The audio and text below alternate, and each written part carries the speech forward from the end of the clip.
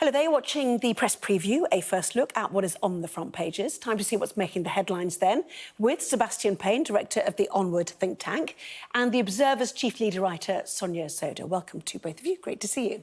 So to the front pages, let's start, shall we, with the Metro. It leads with Prince Harry flying in from the US to see the King after his cancer diagnosis. Their headline, Harry, I'm here for you, Pa. Same lead story for the Daily Telegraph, Harry's dash to see his father. The Times describes the meeting as father and son being reunited, but there was no meeting with brother Prince William. To the Express then, Harry's show of love cheers the King, their headline, although as the Mail reports, Harry only got to spend 45 minutes with his father before the King left for Sandringham. The Sun says it was even less, just 30 minutes. The Mirror focuses on that picture of the King today and says he's putting on a brave face. Financial Times, meanwhile, reports that Donald Trump has been denied immunity from prosecution by the US Appeals Court over his alleged attempt to overturn the result of the 2020 presidential election. The Eye claims an exclusive with news that the Post Office built a second faulty computer system that may have led to other wrongful convictions of postmasters for theft and fraud. The Guardian leads with those concerns about NHS delays and their effects on hundreds of children with mental health problems. And finally, the Daily Star quotes the reported advice of a Conservative MP for helping to solve the country's sewage leak problem: don't flush your loo when it's raining. By scanning the QR code that you'll see on screen during the programme, you can check out the front pages of tomorrow's newspapers while you listen to our guests. So let's head to Sebastian and to Sonia. Welcome to both of you. Bit of a contrast in some of the papers, I guess. Much focus on Harry visiting the King. Daily Mail, Harry spends just 45 minutes with Charles.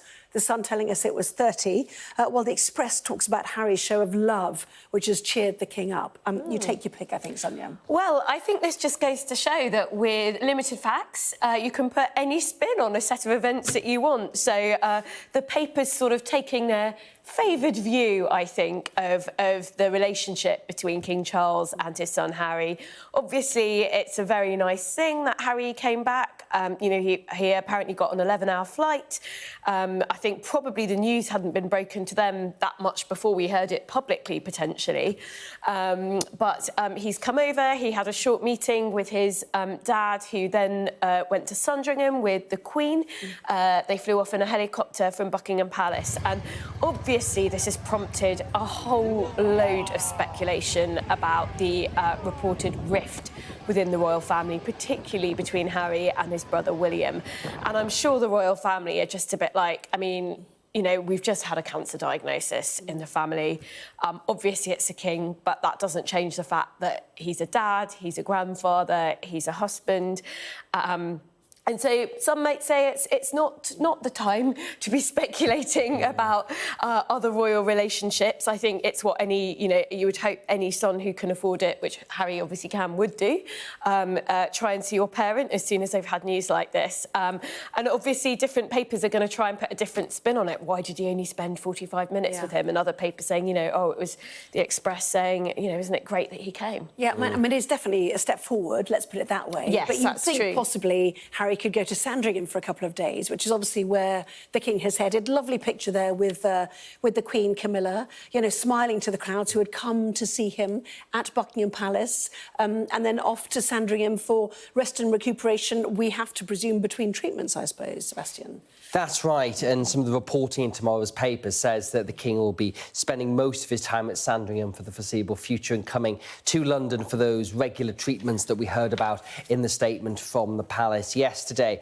Again, everyone has very set views on Harry, the Duke of Sussex, and I don't think many of this will change people's views. And it's interesting, a difference between some of the papers. The Mail tomorrow says it was 45 minutes. The Sun tomorrow says it was 30 minutes. So I think we could take the view it's probably somewhere halfway between those two time periods. But well, the car comes in and the helicopter takes off quite swiftly. Exactly. So there we are. Well, someone needs to be there for their stopwatch to figure that out exactly. Yeah. But obviously, it's a very complicated relationship that's had its ups and downs over the years. And I think, you know, you could say on the one hand, Harry's made a very long journey to see his father at clearly a very difficult time for the royal family and for the monarch. On the other hand, I think 45 minutes is generally not a long period of time you would expect given the situation. But obviously, again, there's a lot we don't know about where the king is at the moment. OK, so let's go to the Metro. Harry, I'm here for you, Pa. One of those where the headline writers, you know, kind of put two and two together, don't they? You know, there's been no sentence like that, has there? I think that's something that was in... I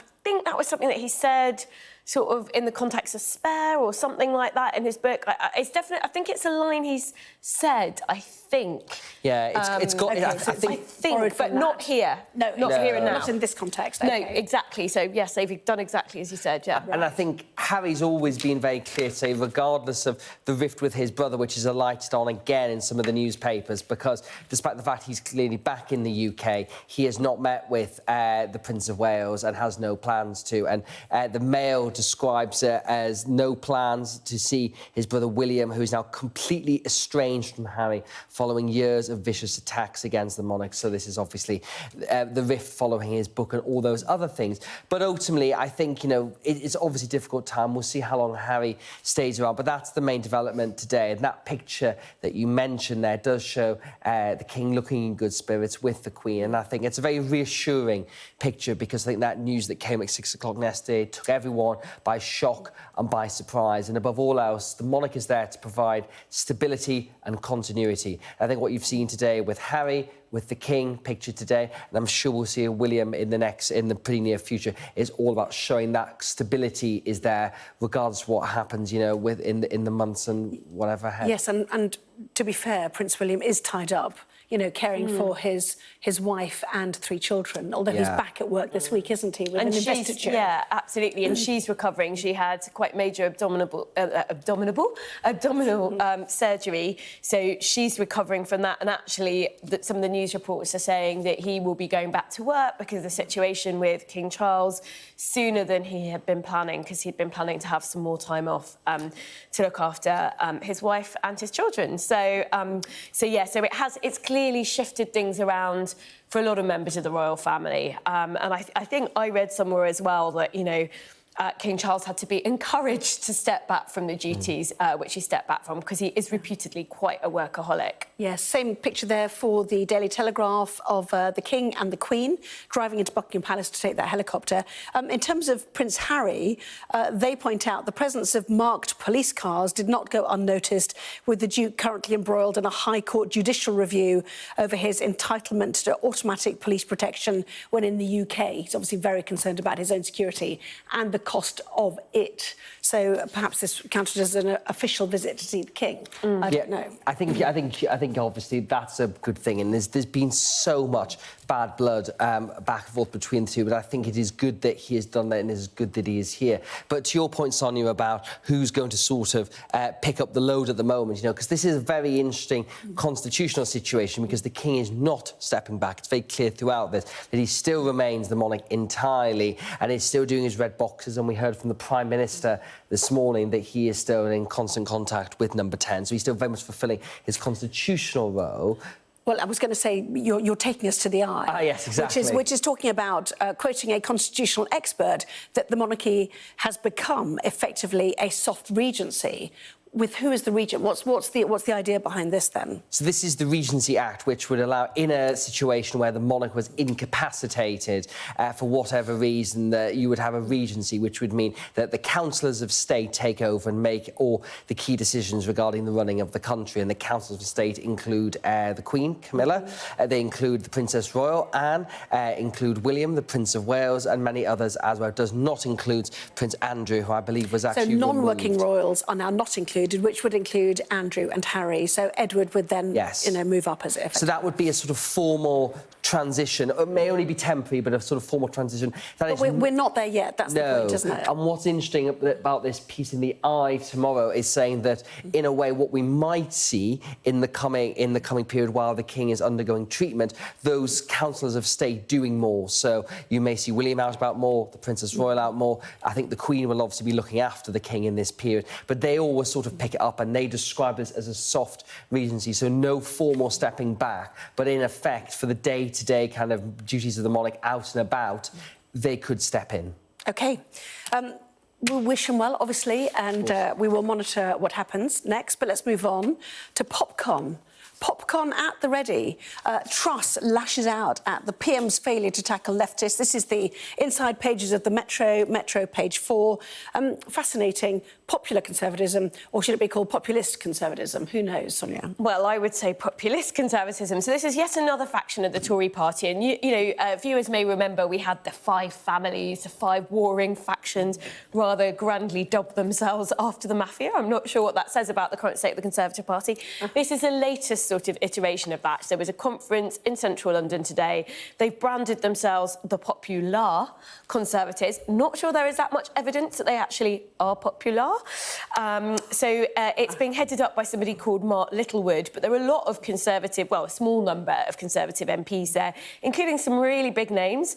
One of the country's shortest-serving Prime Ministers, Liz Truss, Jacob Rees-Mogg, a few other backbenchers. And essentially, these are people who are at the right, on the right of the Conservative Party. So talking very much about things like anti-immigration. They are anti-action to address the climate crisis.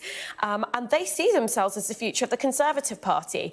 And I think really this is just the latest sort of stage in the kind of breakdown, the factionalism in the Conservative Party. And it really is the kind of thing, you know, you would expect to see in a leadership contest after your party has lost a general election. You wouldn't expect to see this kind of public jockeying for position while you're still in power and, you know, you've got a Prime Minister who you're answerable to.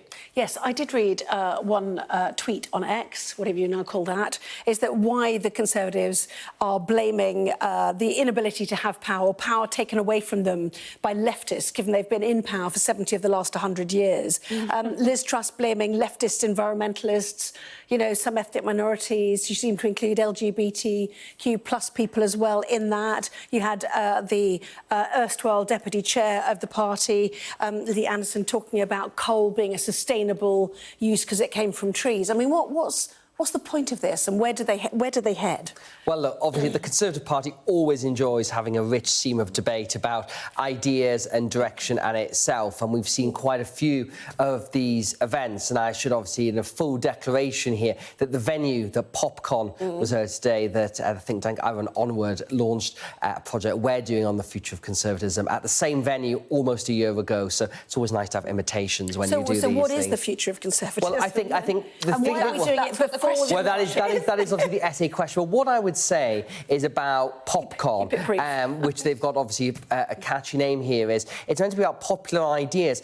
I'm not sure there's opinion polling that backs up how popular these ideas are. If you look at what people want, you know, they're not necessarily what was being discussed today, is the first thing. The second thing is, I don't think it's helpful drawing dividing lines that don't matter. If you look at that mini manifesto that was being handed around at Popcorn today, you know, one of them is controlling immigration. Find me someone in the Conservative Party who doesn't agree with that. They're also talking as well about trying to get a more streamlined state. Again, it's a classic Conservative idea. And I think, in a way, when you look at this event... Is this a good moment to make a bad joke about the rest of us eating popcorn while the Conservative Party disintegrates? Well, I would not say to disintegration. I would say it's a good, healthy backwards and forwards of ideas. But ultimately, I think if you look at what people care about, it's not necessarily everything that was being talked about today. And there are some people... I'll keep the popcorn then. Yeah. You can have it to yourself. Yeah, absolutely.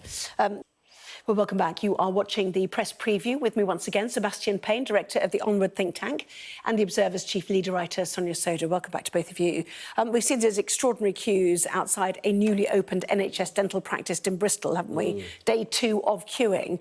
And now we have the story that dentists will get a golden hello to work in difficult areas with people, Sebastian, who've not had access to a dentist for a while. Yeah, I mean, the access to dentistry has been a real problem that's been highlighted, particularly by rural MPs as well, where you can have some huge constituencies where there's very few dentists. So the government's taking quite drastic action. In tomorrow's Telegraph, Victoria Atkins, the Health Secretary, has announced this new plan by giving golden hellos of £20,000 to encourage dentists to move to rural areas and to jump-start the sector, is how she describes it in a piece there. And the NHS predicts this should hopefully offer about 2.5 million extra appointments appointments here. But while you're talking, look at the queues in, in that practice. It's crazy, isn't it? And I think the issue is that this has been an issue that's been building and building for years. Lots of your viewers will have had experience of trying to get registered at an NHS surgery. Now, 80% of areas are not accepting new adult patients, and 70% of areas you have no surgeries accepting new child patients for NHS dentistry. And I think the issue is that this feels like a quick fix solution. Dentists have been saying. Well, what's your alternative to this? I mean, you've interrupted me. Let me just. Well, I was actually speaking before. But let me just say what the issue is. So it's a long-standing issue with the contract. So dentists are not paid enough to compensate for their work. There are some real anomalies in the contract. So, for example, they're paid the same for 1 filling as 10 fillings. They're paid the same for simple work as some more complex forms of work. So lots of dentists have been leaving the NHS. An extra 240 dentists in rural areas isn't going to solve this. You need to restructure the dental contract. It's been a building issue for years. This is a quick fix solution that isn't going to help. Yes, and they've been forced to go private because there's not that much NHS contract work actually offered. Exactly. So, yes. And I think what I was saying before is the point about the rural disparity to this, the fact that it's very, very difficult in areas where people can't travel to dentistry as much, and even in places like Bristol, where you can see there's a new dentistry open, they've got those huge queues there. It's about encouraging people to go and work in those places. And, one of the points that the Telegraph makes in their article tomorrow as well is that, you get the base salary of £36,000 for a new NHS dentist that goes up to £43,000 and then can go up to £130,000 for the most experienced dentist. So I think, there is money there. You're right, there is disparities in the contracts at the moment, but at the moment there needs to be something quite quickly to try and fix this backlog of stuff as now, and I think this sounds like the right thing to do. Yeah, I've only got 1 minute left. Do you mind if we jump to Trump? Yeah. We will come back to other matters which we've left. Trump denied immunity in this critical court action about whether he interfered in the workings of democracy, effectively, over January the 6th. That's right. So there are 4 criminal cases against Trump at the moment, working their way through the US courts. It's easy to lose track. This one is specifically about whether he tried to overturn the result of the 2020 presidential election. He's tried to claim presidential immunity as a former president, saying that he can't be held to account for this in the courts. Actually, it's a District of Columbia court, I think, has ruled, no, he can be. Now, it's certainly going to go to appeal, but that's not great for Trump. But I think the statement from his spokesperson is hilarious, because he says, well, we've got to give presidents immunity, otherwise you would always have an election and the next president would try and sort of hold the former president criminally liable for his actions. And it's like, no. Trump's a bit of a special circumstance here. I think the key thing on this is now it's going to go to the Supreme Court, which is where they thought it was always going to. And, of course, the Supreme Court has that conservative bias, so this is very much one to watch, have big implications for later this year. OK, Sebastian, Sonia, thank you.